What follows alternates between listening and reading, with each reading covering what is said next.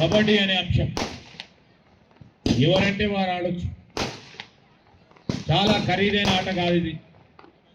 ఇంతకుముందు సోదరులు సంపత్రావు గారు చెప్పినట్టు ఈరోజు ఈ ఖరీదైన ఆట కాదు, ఈ క్రీడను ముందుకు తీసుకెళ్లే ప్రయత్నంలో అదేవిధంగా క్రీడ పట్ల అభిమానం ఉండి నేను జాతీయ స్థాయిలో, రాష్ట్ర స్థాయిలో, జిల్లా స్థాయిలో ఆట ఆడాలని ఆలోచన చేసిన వ్యక్తికి ఒక ప్లాట్ఫామ్, లెవెల్ ప్లేయింగ్ ఫీల్డ్ అంటాం మనం. ఈ